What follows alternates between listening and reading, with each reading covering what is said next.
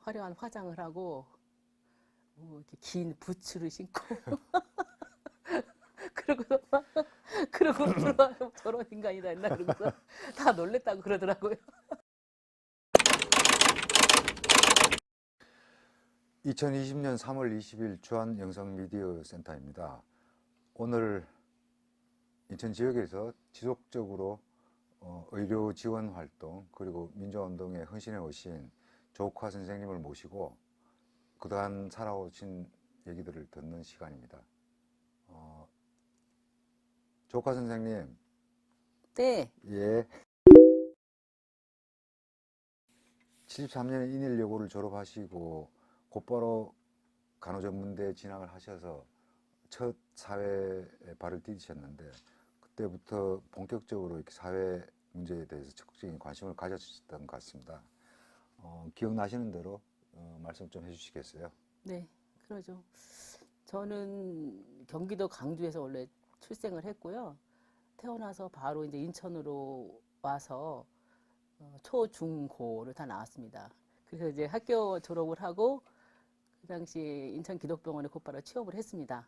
1년 동안 근무를 했는데 굉장히 어려운 처지에 있는 부분에 대해서 실제로 어떤 그 뭐 정이라는 게 전혀 없는 그런 그 환경에서 앞으로 계속 여기서 일을 하면서 평생 이 직업을 계속 해야 되는가라는 회의가 상당히 이제 들었어요. 환자들은 실제로는 병원비 때문에 굉장히 걱정을 하거든요.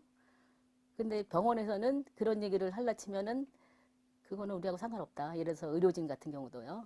우리하고 상관없다. 이렇게 하면서 아주 그 부분에 대해서는 관심조차 갖고 있지 않기 때문에 76년에 기독병원에서 처음 간호사 생활을 시작하셨는데 곧바로 이 남양만 쪽에 로 가셨나요?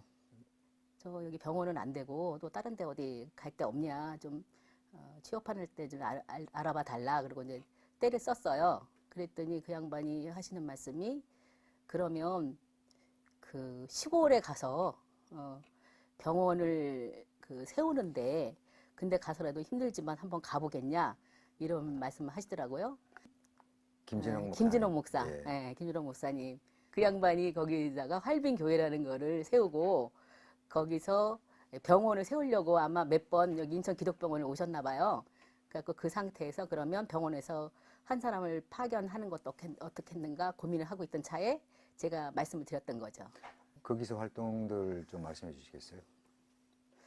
처음에는 이제 무조건 이제 푸른 꿈을 안고 갔는데 그 간호사가 병원 바깥에 나가서 할 수 있는 일이 별로 없더라고요. 근데 그때 70년대 초에 인하대 학생운동의 시조세라고 하는 전점석 선배를 예. 만났어요. 그래서 자주 만나서 그때 이미 약간의 물이 들었고 그러고 나서 이제 남양만에서 그 양반들을 만나면서 좀 더 사회의식이 생긴 것 같고요. 그랬습니다.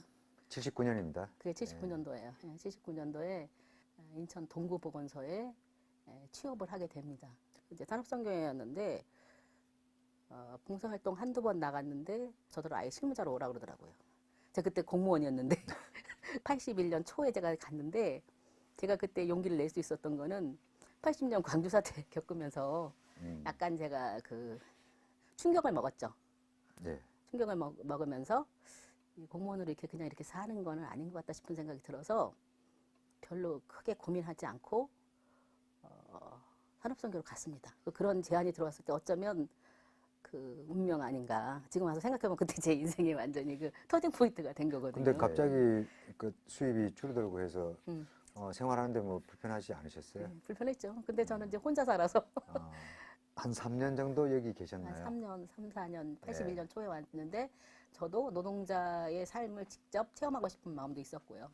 그래갖고 84년, 3년 이때 저도 제 동생, 나이가 좀 있으니까 동생 주민등록증으로 사공단에 있는 전자회사에 취업을 했습니다. 그러니까 산업선교에 위장 취업을 하신 거네요. 예, 산업선교 정리하고 저기 사공단에 상국동에서 김지선 씨랑 또 한 어린 친구랑 저랑 그렇게 방을 얻어서 그때 김지선 씨가 제가 알기로는 인노련 활동을 했고요.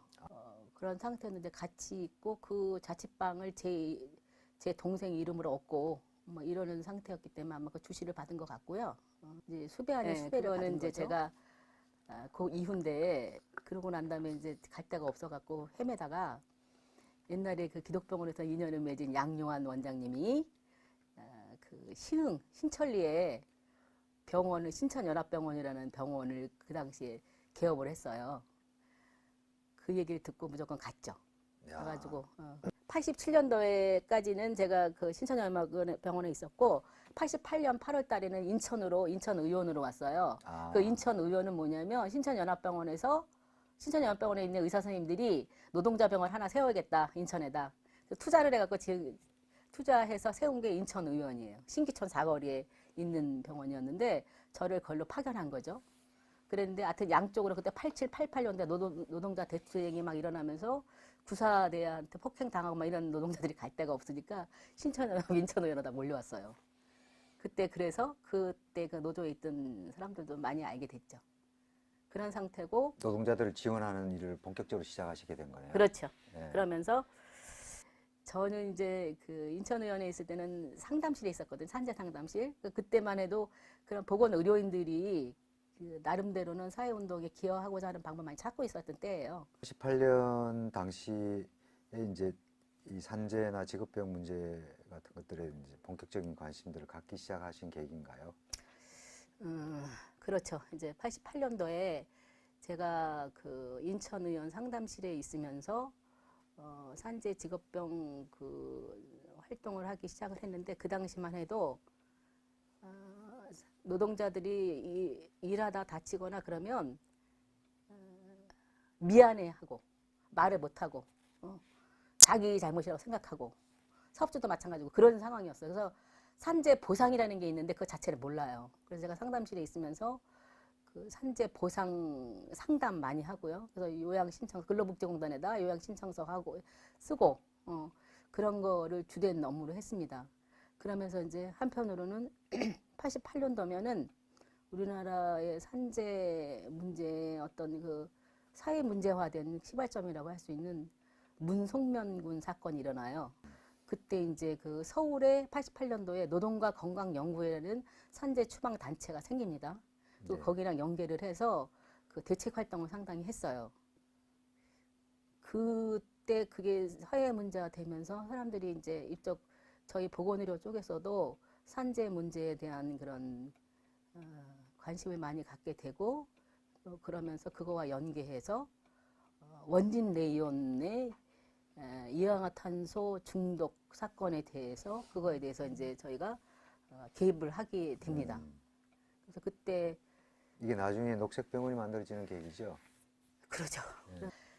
88년이 있었던 거는 인천의원 상담실이고요. 거기서는 이제 어떻게 개인 의원에서 개별적인 상담을 하다가 1993년도에 단체를 만들어요. 관심을 가지고 있는 보건의료인이나 아니면은 그런 법률가나 이런 분들이 이제 그다음에 치과 의사 이런 사람들이 그 힘을 합해가지고 인천 산업사회보건연구회라는 산재 추방 운동 단체를 만듭니다.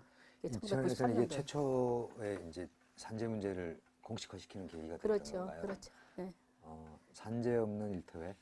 산재 없는 일터회는 그거는 그 현장에 있는 노동조합의 산업안전부장들의 모임이에요.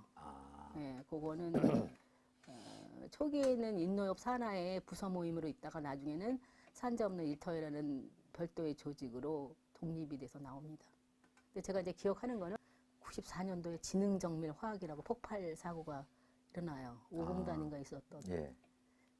근데 그때 7명이 사망하고 한 6, 70명이 다치거든요. 예, 끔찍한 사고였죠. 예, 그래서 그때 대책, 아마 시민 대책위를 예. 했습니다. 저희 산보련이 주축이 되고요. 그러면서 그 성과로 노동자들이 현장에 쓰는 물질에 대해서 모르면서 쓰잖아요. 특정 화학 물질이라고 하는데 그 부분에 대해서 알 권리가 있다. 이거 하고 그걸 위해서 작업 환경 측정이라는 제도를 강화합니다. 법 제도적으로 했고요. 그러니까 경견한 장애라고 근공격의 질환 중에서도 경견한 장애라는 말을 저희가 처음 쓰기 시작했어요. 그러니까 목, 어깨, 팔 경견한 장애.